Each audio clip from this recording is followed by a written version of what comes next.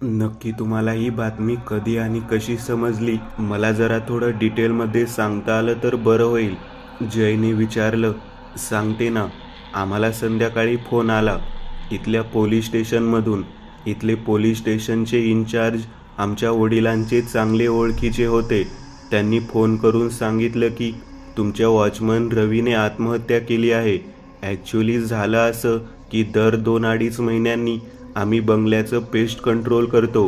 Pest control करणारी लोक बरोबर त्याच दिवशी दुपारी इथे येऊन पोहोचली होती. गेटला कडी होती. गेट उघडून ते आतमध्ये आले आणि आउट हाऊसमध्ये गेले होते, पण तिथे रवी त्यांना दिसला नाही. मग ते बंगल्याच्या दाराजवळ आले. दार देखील उघडं होतं. त्यांनी रवीला आवाज देण्याचा प्रयत्न केला, पण कुठूनच कुठला प्रतिसाद मिळत नव्हता. अखेर ते लोक रवीचा नंबर डायल करू लागले. फोन वाजत होता, पण रवी उचलत नव्हता. बराच वेळानंतर जेव्हा ते बंगल्याच्या आतमध्ये आले, तेव्हा त्यांना मोबाईलची रिंग स्टोअरूममधून वाजत असल्याचं ऐकू आलं आणि ते स्टोअरूमच्या दरवाजाजवळ आले. त्यांनी दार ढकलून आत बघितलं तर रवीचं प्रेत पंख्याला लटकलेलं होतं. त्यांनी लगेचच पोलिसांना फोन केला. पोलिसांनी जेव्हा ते प्रेत खाली उतरवलं, तेव्हा ते प्रेत ऑलरेडी कडक झालं होतं. म्हणजे त्याने आत्महत्या रात्री केली असावी असा पोलिसांचा अंदाज होता. त्यानंतर पोस्टमॉर्टममध्ये देखील तेच लिहून आलं होतं की त्याने आत्महत्या रात्री 3 ते 3:15च्या मध्ये केली होती. ती म्हणाली, ओके, इथल्या चौकीचे जे इन्चार्ज आहेत त्यांचं पूर्ण नाव सांगता येईल का तुम्हाला? जय म्हणाला. जॉन डॅनियल, तिने उत्तर दिलं. जयने डायरीत ते लिहून घेतलं. जय, तुम्ही म्हणालात की तुम्ही काही दिवस इथेच राहणार आहात. तुम्ही तुमच्या राहायची सोय कुठे केली आहे? तिने विचारलं. इथेच काही अंतरावर एक विला आहे. तिथे सतीशने माझी व्यवस्था केली आहे. जय म्हणाला. मी एक सांगू का तुम्हाला? जर आवडणार असेल तर तुम्ही आमच्या दुसऱ्या बंगल्यावर राहायला याल का?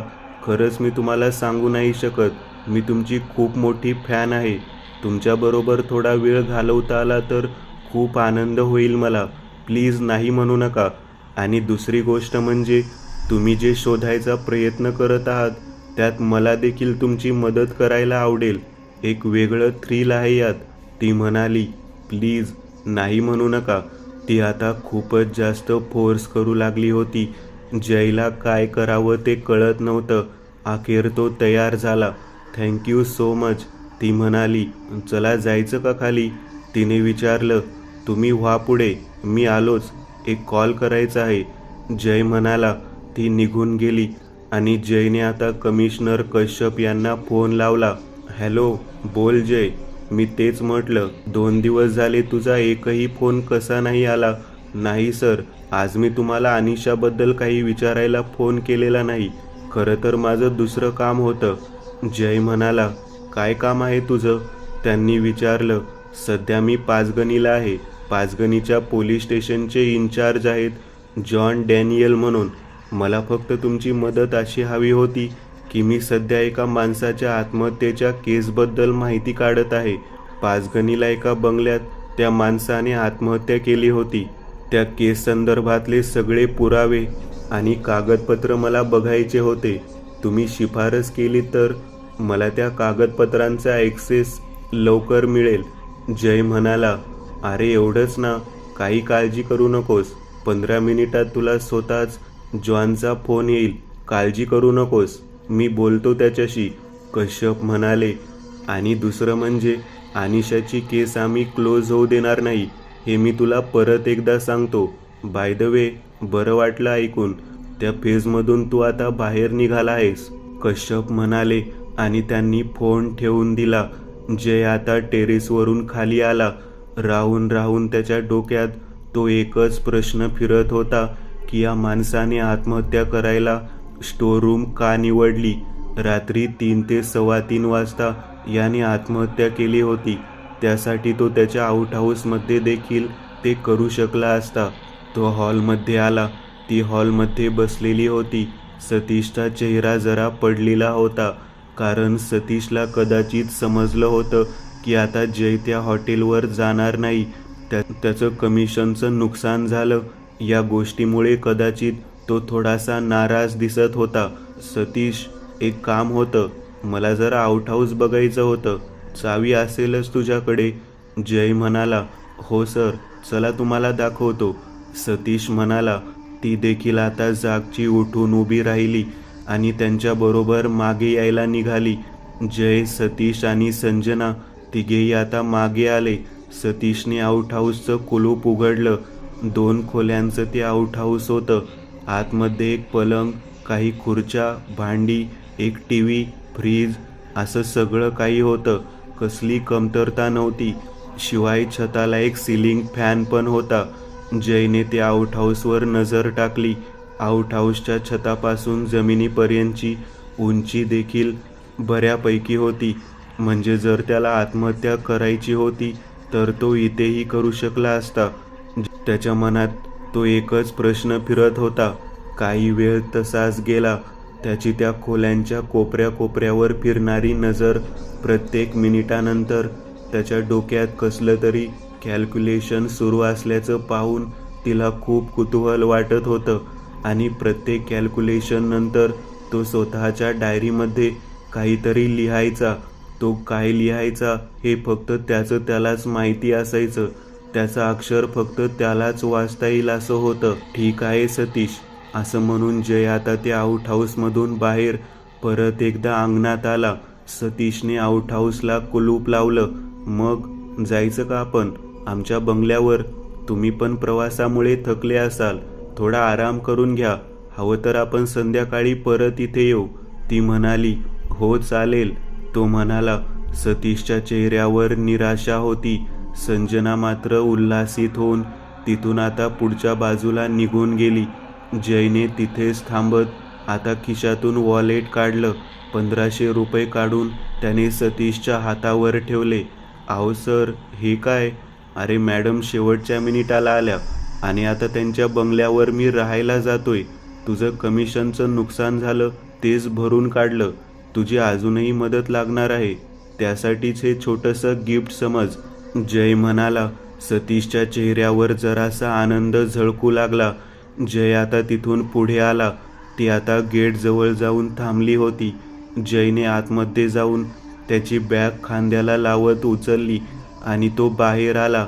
आणि तितक्यात त्याचा फोन वाजला. फोनवर एक अनोळखी नंबर दिसत होता. त्याने फोन पटकन उचलला.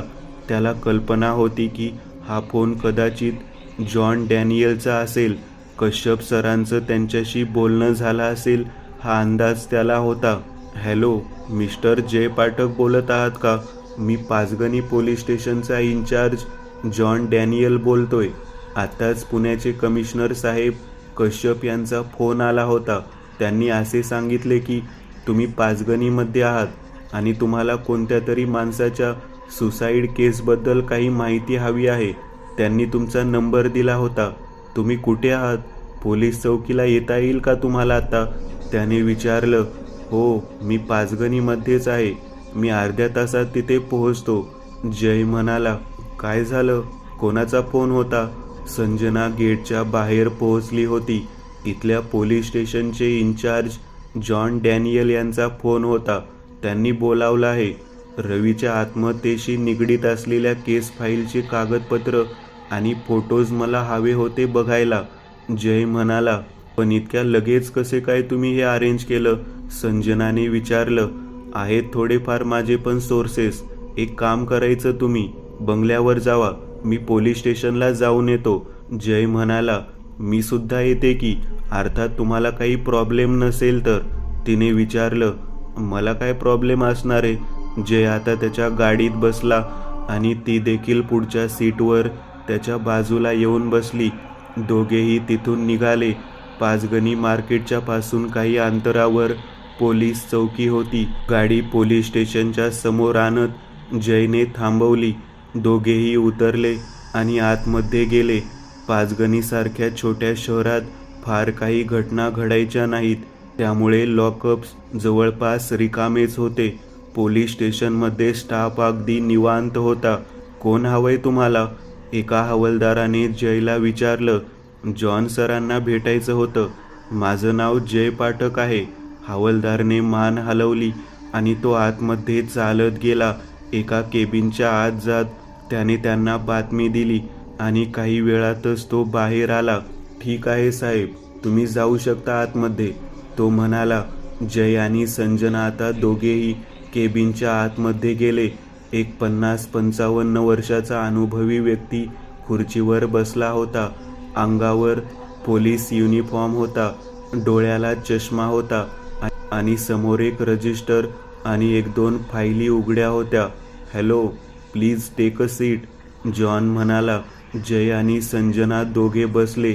संजना मॅडम, तुम्ही पण आला आहात, म्हणजे नक्कीच रवी शेलार यांच्या आत्महत्येच्या केसबद्दलची फाईल तुम्हाला हवी आहे तर? त्यांनी जयकडे आणि संजनाकडे बघत विचारलं. हो सर, संजना म्हणाली. पण कारण कळू शकेल का? नक्की कशासाठी हवी आहे ती फाईल? म्हणजे नसेल सांगायचं तर सांगू नका, पण जस्ट मला थोडं कुतूहल वाटलं म्हणून. कारण ती साधी आत्महत्येची केस होती, फार त्यात काही दुसरा अँगल नव्हता. आम्ही सगळ्या साईडने पाहिलं होतं. त्याच्या बायकोबरोबर देखील आम्ही विचारपूस केली होती. साधा माणूस होता, कुठे दुश्मनी नव्हती. फक्त एकच होतं की दारू प्यायचा, तेवढाच एक काय तो दोष होता त्याच्यात. पण आत्महत्या नैराश्यातून झाली होती हे मात्र नक्की, कारण दुसरं काहीही कारण नव्हतं. जॉन डॅनियल म्हणाले. तसं काही फार मोठं कारण नाही, पण एका कादंबरीसाठी मला थोडं मटेरियल पाहिजे होतं. मी एक रायटर आहे, जय म्हणाला. तसं त्यांनी थाप मारली होती. संजनाने त्याच्याकडे वळत एक कटाक्ष टाकला. हरकत नाही, ही घ्या फाईल. तुम्हाला हवं तर बाजूला एक खोली आहे, तिथे तुम्ही बसून ही फाईल व्यवस्थित बघू शकता. सरकारी रेकॉर्ड आहे, त्यामुळे मी तुम्हाला त्याची कॉपी किंवा ती फाईल घेऊन देऊ शकत नाही, जॉन म्हणाला. No problem sir, thank you. जयने ती फाईल उचलली आणि संजनासोबत तो बाहेर आला. बाजूलाच ती एक छोटीशी रिकामी खोली होती. कदाचित गुन्हेगारांना वकिलांशी सल्लामसलत करण्याची ती जागा असावी. जय आणि संजना तिथे येऊन बसले आणि आता जय ती फाईल बघू लागला. फाईलमध्ये सुरुवातीला पंचनामा होता. प्रेत पंख्याला कसे लटकलं होतं, मृत्यूची वेळ काय असू शकत होती, सर्वप्रथम प्रेत कोणी पाहिलं त्या माणसाबद्दलची माहिती होती, बंगल्याबद्दलची माहिती होती, त्या रूमबद्दलची माहिती होती. रवीने अंगावर त्यावेळी कोणते कपडे घातले होते, त्याच्या हातात कुठली अंगठी होती, खिशात मोबाईल होता का नव्हता, या गोष्टी त्यात स्पष्टपणे डिटेलमध्ये लिहिलेल्या होत्या. आता बघता बघता फाईलमध्ये मृतदेहाचे काढलेले फोटो जयच्या समोर आले. पंख्याला लटकलेल्या प्रेताचे ते फोटो बघून संजनाने डोळे बंद केले आणि मान दुसऱ्या बाजूला फिरवली. जयने तो फोटो आता नीट बघायला सुरुवात केली. पहिला फोटो अंधारात कमी प्रकाशात काढले असल्यामुळे जास्त क्लिअर आलेला नव्हता. त्याने तो फोटो बाजूला ठेवला आणि आता व्यवस्थित प्रकाशात काढलेला मृतदेहाचा जमिनीवर ठेवल्यानंतरचा तो फोटो बघू लागला. त्याचा तो मृतदेह पाहून वेगळं असं काही वाटत नव्हतं आणि अशातच जयने तो फोटो अगदी निरखून नीट पाहिला आणि त्याला एक गोष्ट त्यात जरा कुठेतरी पाहिल्यासारखी वाटली. ते होते म्हणजे रवीचे उघडे डोळे. डोळ्यामध्ये असलेला पांढरा भाग पूर्णपणे पिवळा पडला होता. त्याच्या तोंडातून त्याची बाहेर आलेली जीभ काळी पडली होती. अगदी तसंच काहीसं रियाच्या बाबतीतही घडलं होतं. पण रियाच्या बाबतीत जे काही घडलं होतं त्यात तिची शरीरयष्टीही बदलली होती. तिचं शरीर खूप सडपातळ झालं होतं.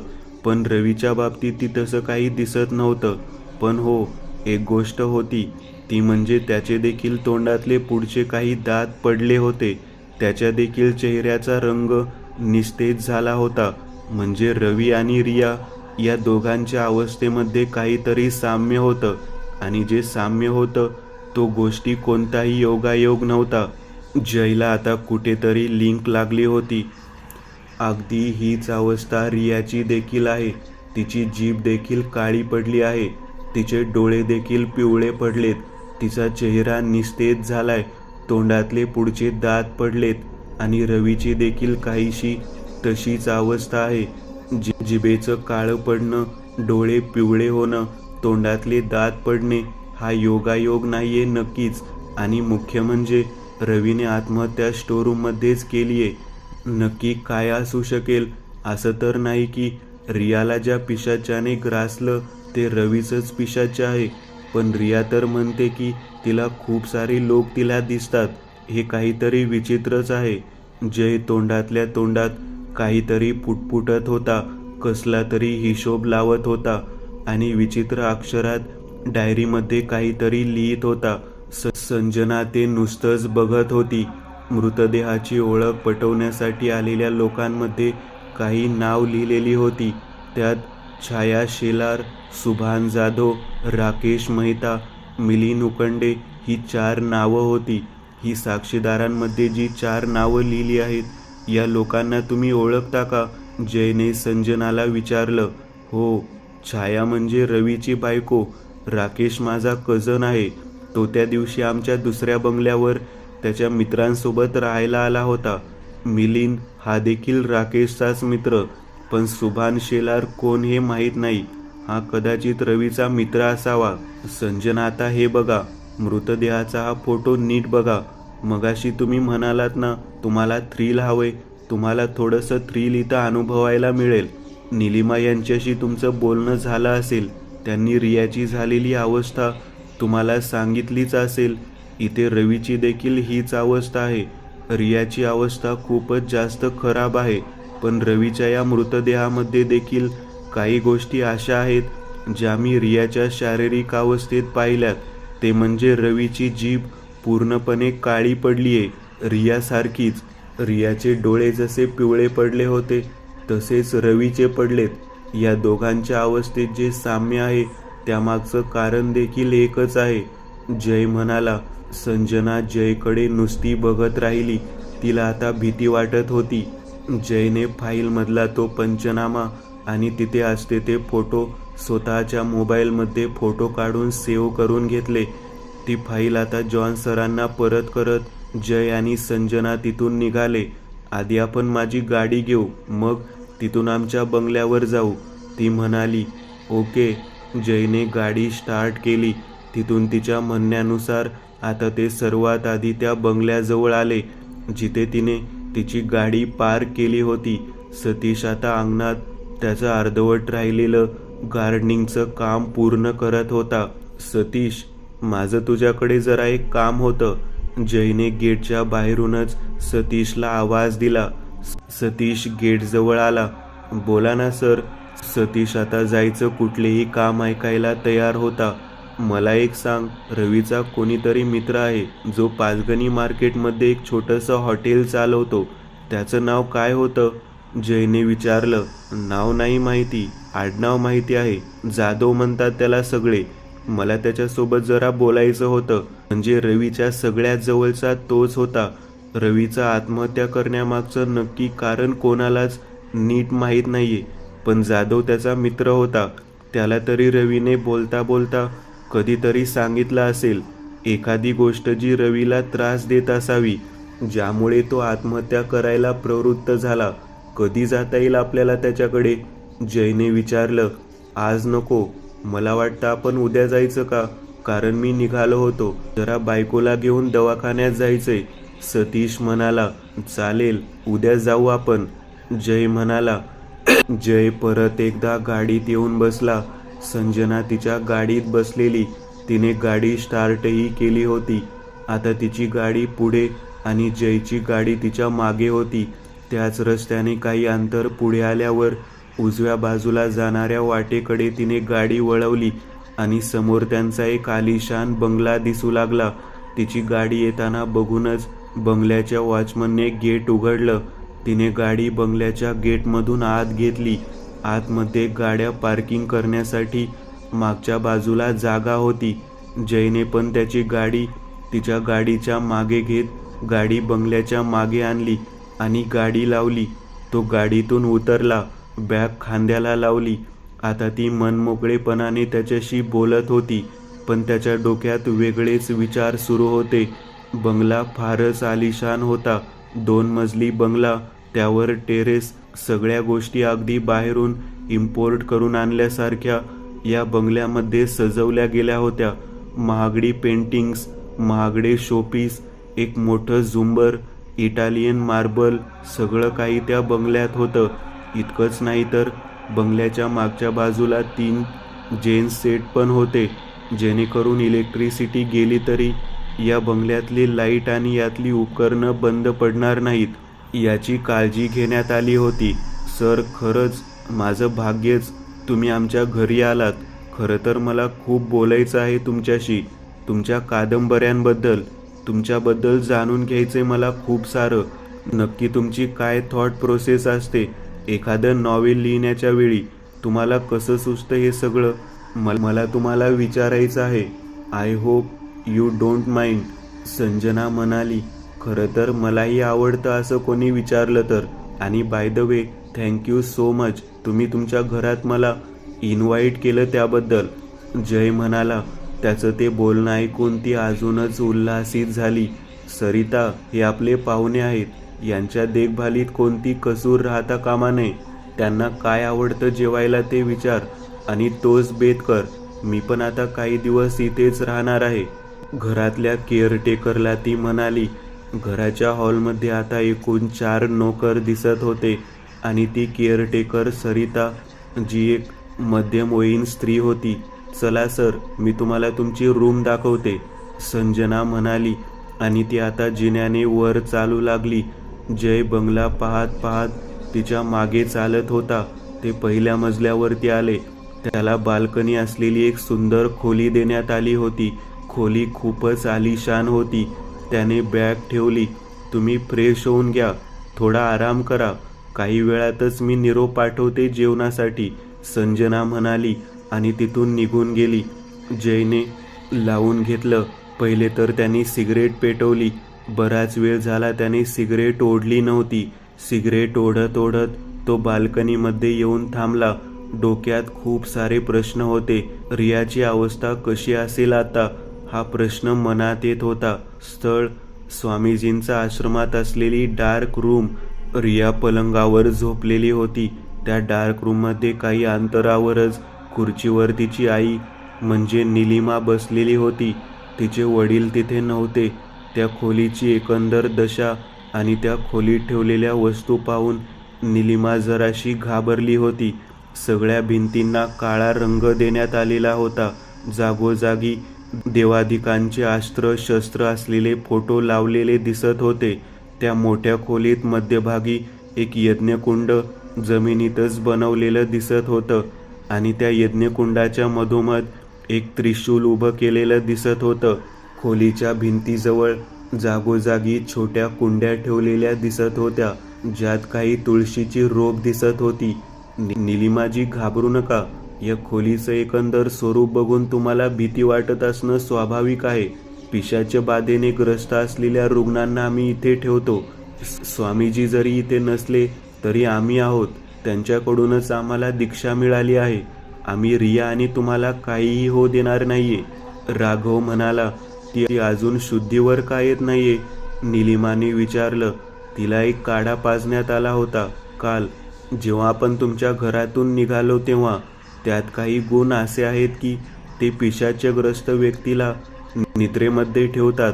काही वेळातच ती शुद्धीवर येईल. जर आपण तिला बेशुद्ध केलं नसतं तर ती त्या घरातून बाहेर देखील निघाली नसती. राघव हे बोलत होता आणि तितक्यात त्याची नजर पलंगावर गेली आणि एकदम तो दचकला. क्षणभरापुरती ती झोपलेल्या अवस्थेत होती आणि आता ती पलंगावर उठून बसलेली होती. शून्यात नजर लावून ती तोंडातल्या तोंडात अगदी हळूपणे काहीतरी बडबडत होती. बाजूला असलेली एक महिला शिष्य तिच्या जवळ आली, कारण रियाचे डोळे आणि तिचा चेहरा बघून असं वाटत होतं ती कुठल्या क्षणी काय करून घेईल. आई, आपण इथं कुठं आलोय? मला का आणलंय इथं? रियाने आता निलिमाकडे बघत विचारलं. उपचारासाठी, राघव म्हणाला आणि तितक्यात अचानक दचकून तिने मागे पाहिलं. खिडकीच्या दिशेला तिची नजर होती. खिडकीच्या बाहेर जणू तिला काहीतरी दिसत होतं. ती उठून उभी राहिली.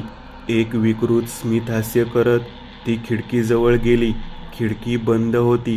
ती खिडकीच्या झडपेला असलेली कडी उघडायला म्हणून त्या कडीकडे हात पुढे करू लागली आणि तितक्यात राघवने पटकन तिचा हात धरला.